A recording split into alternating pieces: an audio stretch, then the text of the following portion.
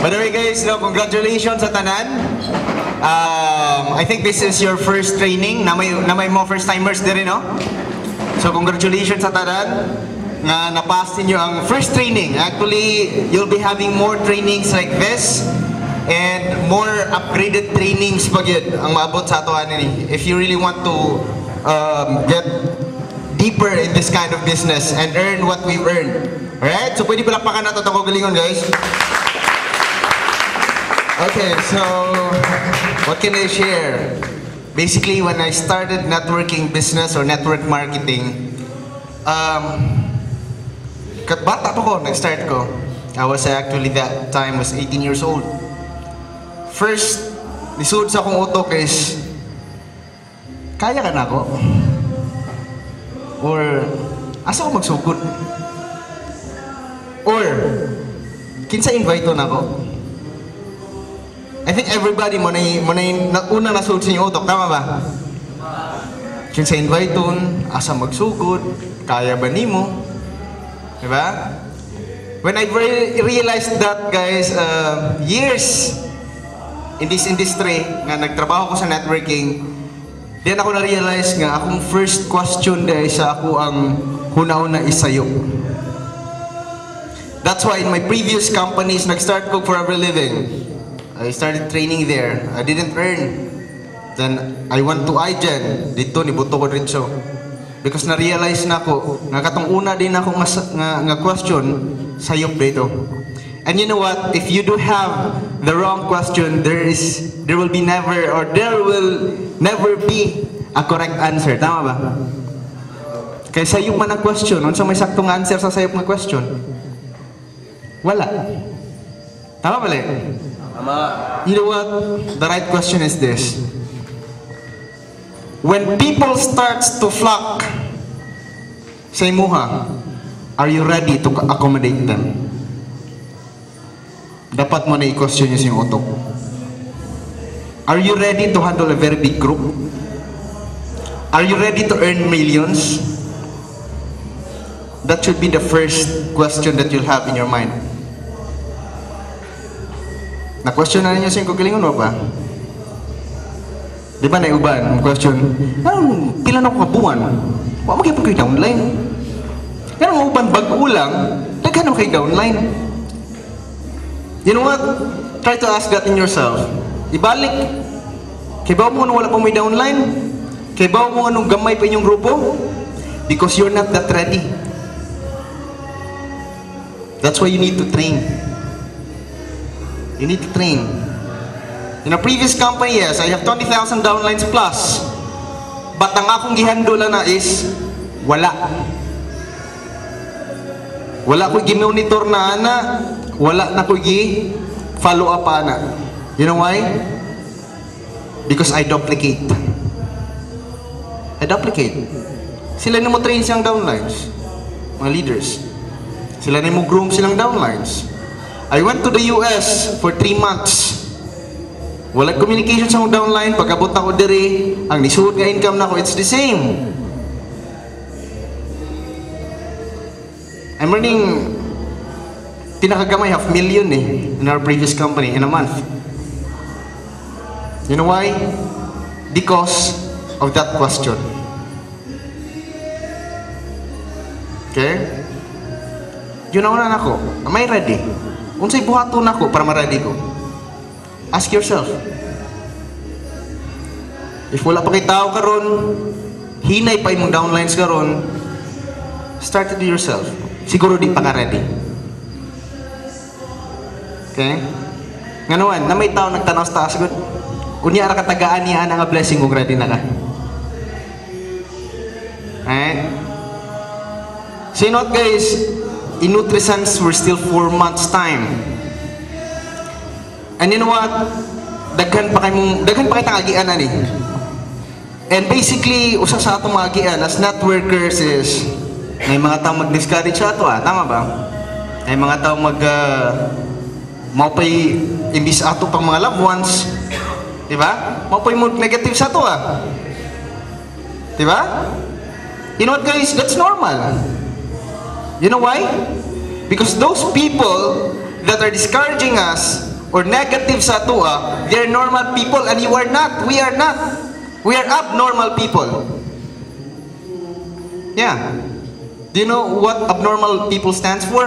We're above normal people. We're above normal sa ilaha. Kung di sila kasabot usahay sa atua. Kaya mo ano? We see things differently. We see things that they don't see. We see millions while they see thousands. We see billions while si uban nagpiso ra kita. It's different. And that's why a lot of people di kasabot sa ato usahay. Even our downlines, our loved ones. Just think of this. Diba? Thomas Edison. Wa sila nasabtan sa iyahang barangay sa una where he is living in. Bakit? He see light in the dark. Why other people don't? Diba? But you know what? If you just have a goal in your life, if you just have a dream in your life, and you just grab into it and never let it go, guys, believe me, you'll make things happen. You'll make things happen. As long as you believe and trust in yourself, and never let other people tell you what to do, or tell you that you cannot do it. Why? Guys, why imposible sa tao, believe me. If you just have the right mindset. Right? You know what? Here in our company, NutriSense for still 4 months. Nakita niyong lights? Gawas. Dagan kayo, no? Dako aday sa Cebu sa? Dako kayo, no? Guys, but you know what? Ako pananawa na, lahos pa eh.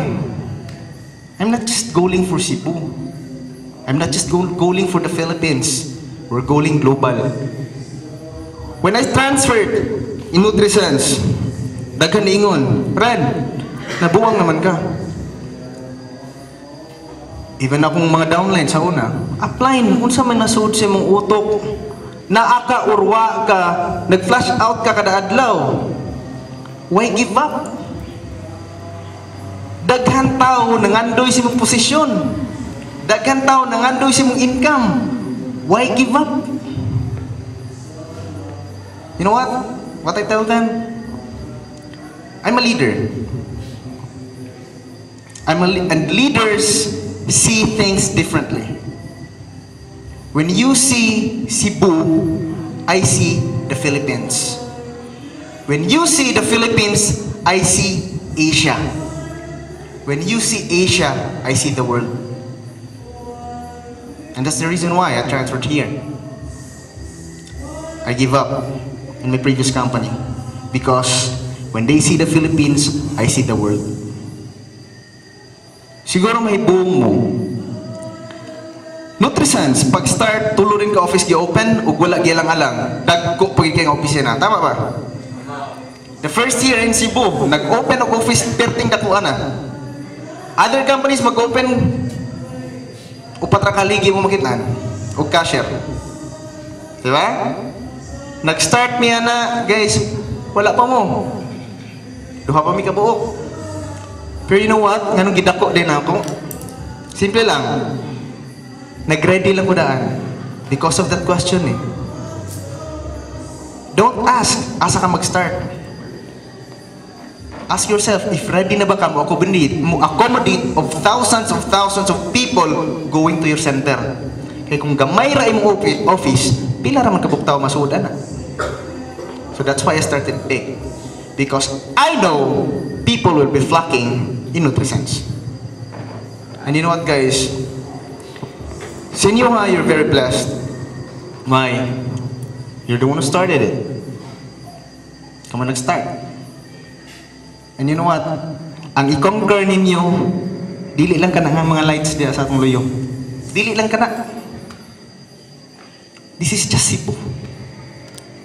Cebu lang ni guys. If Cebu mo earn na kag millions, how much more makonquer ni mo tibok Pilipinas?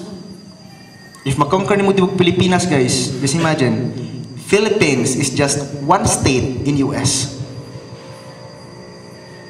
And where the place ko nagstay, I've been staying in Texas. And you know what? Kung sa kadako ang market dito, ano lang, Pilipinas is times 5 sa Texas. And Texas is only one state sa US. Guys, and that's the market that we will have. And it's not just US lang. Europe. I've been to Europe, guys. Grabe dito. Piso na to, I mean, 1 euro nila, 60 pesos ato ah. Tama? And you know what? Nga nung ready tadaan, just look at their products. Maski asa ka, di ka mauwaw. Maski asan mo i-push, dawaton. Why? Quality standard eh. And that's the reason why na ako diri. Why? Na-visualize na ako daan ba?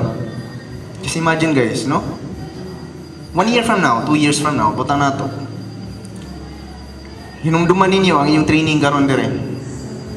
What if na nakay outside country nga group mag-training sa gingunani? Mag-training sa LTS or body on soul or anything, di ba? Manawag sa imuha. Butang na to, Chinese, no? China nga grupo ninyo, manawag, upline! Nag-training mo rin, chong, ano na? Ewan sa may sulti ni mo, mga nalaga, ganun ba? Sige, power. Yeah? Power lang yung sulti naman, di naman makakasabot. Diba? Guys, that's the vision that I want to impart to you today. Why? Ngunit padul nga na to eh. Just look at yourself right now. Pila pa mo kabuk dire? 25. Phoenix, 25. Guys, believe me, di matapos ang 2012 guys. Kanang 25 kabuk karon na dire. Guys, you'll be having your own group. Thousands of your downlines na.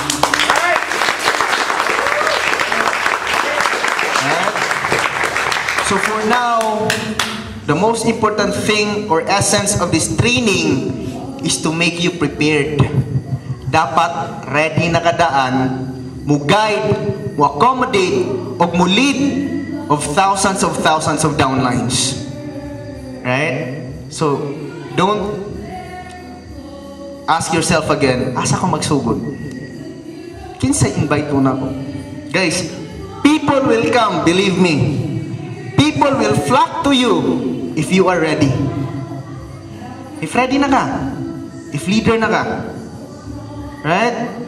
So you must be ready and prepared always. Think, dako na yung grupo. Why? It will come eh. It's inevitable eh. Di mapugnan, believe me. Why? Murag kusina ba? Di ba kusina expected na to, daghang tao, kaya daghan mo kaon? Tama? Daghan mo ato? Guys, right now, you're dealing opportunity. Di ba?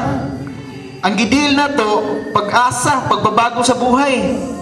So you'll be expecting a lot of people will be coming to you. Right? So dapat, you must be prepared.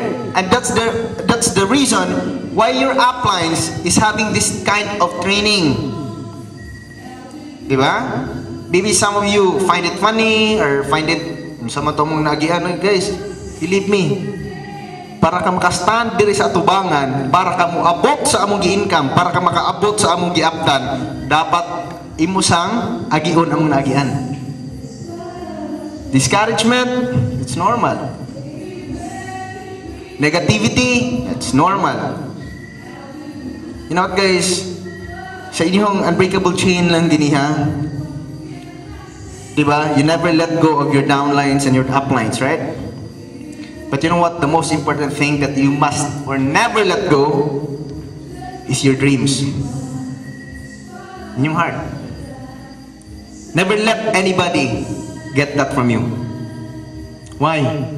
It's the only reason why you're still living right now. Tama? Kaya kung wala na kay dream guys, it's better for you to go 6 feet under the ground. Wala na kay gamit sa kalibutan eh. Wala na kay pangandoy eh. Diba? And here we are right now, naata diri sa Nutrisense because of that dream. And you must be loyal to that. Dapat kuhaan na guys. Get it? Dapat this 2012, kailangan at least naman kayo makuha 3 of your dreams, 3 of your goals. The earning that you want, the group that you want to build, right? The financial freedom that you're belonging for. Okay? So, guys, hopefully, when we see each other back, no? Training na sa ninyo dire, di lang 25 lang, daghan na. And mas maayo siguro, mag-set-set na ba? Di nga sila Jay ang mo train, why? Apply sa sila eh. Guys, step up. Step up.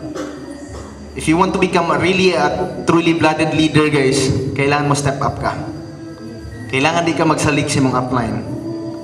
When I was, when I was starting networking business, I have an upline, but I never cling to his hand. Kaya mo ano? If you're very dependent with your upline, believe me, you're not a leader pa. You must focus lang sa mong downlines. Decide for your own, lead your own way. Dapat munana ka as leaders. Uplines are there to guide lang. Right? But they're not the reason nga ikaw mo resulta. They're not the reason nga ikaw mo income. Dapat it should be coming from yourself. Right? So, guys, congratulations again. Time for you to step up. I hope nga tanang na-learn ninyo dire, dili lang sa ninyo ibilin dire. Di ba? Kay daghang mga tao, guys, daghan kay training na agian. Swito na kay tanan. Oh, naagi ko ang training. Oh, kana human na ako na. Ba't pangitana? Asa man grupo nimo? Wala. So may gamit din mong training. Knowledge siya. Tama? Guys, dapat ang knowledge nimo imo nang take into actions. That's the most important thing. Right? Then lastly, no? So NutriSense right now will be having daghan na kitag promo. Siguro nakaibaw mo sa Boracay tour na to. Everybody knows about that. That's just 100 pairs. Diba? Ano na siya kadali, guys? You know what? Sa mo before, sa mong company, previous company na mo, mag-Boracay tour mo, Boracay tour me, that's 300,000 accumulated income pa. Napag-stockist. Mag-tour me sa Europe, that's 1 million. Accumulated income, one account lang. Ay, ang nani mo mahit. Yun na nakalisod, guys. But dire, starting mo na mo sa yun. Nga naman, di mi ganahan, wato Boracay, kami-kami lang. Mas maayo siguro, daghan ta. Ba? Mas maayo siguro, daghan ang Phoenix, dapat lang. Diba? So, guys, no? Ugma, New Year na, sa Chinese pa. And you know what? Nindot kayo ang year karon, it's a year of the dragon. So, negosyo yun. So, guys, hataon lang yun tani. And as I've said, kung naay mga tao nga mo discourage na to, normal na. Kay, normal sila mga tao. Kita unsa ta? Above normal ta. Right? Why? We are achievers. They are unsa man sila? Loser. Future abnormal. Achievers na, guys. Kita nag-achieve mga butang, sila expectators. Right? Expectators lang na. Right? So, guys, before that, no? Before I end, I would like you to share a story. Okay lang? Okay lang yung story? I don't know if you have heard this story, pero nakadungog na ani, no? But, gamit ba yun siya? Okay? Ang story na ko is, in a castle ba, na sa kingdom. Ang hari, na siya anak prinsesa. Ug ang hari, kamatyon na. So, ang gibuhat si hari, ganahan niya, ang iyang prinsesa, ang iyang anak, maminyo. Maminyo para na take over sa ilang kingdom. So, ang gibuhat sa hari, may pag-gather siya, tanan knights, tanan prinsipe. Ipag-gather niya sa iyang kingdom, iyang mga mga silingan nga mga kingdom yung ibang gather. Then yung gibuhat sa tunga na lake, dako kay nga lake. Then ang hari o prinsesa na distumoy. Yan na dito ang nagkatang ang mga knights, mga prinsipe. So announce na ang hari.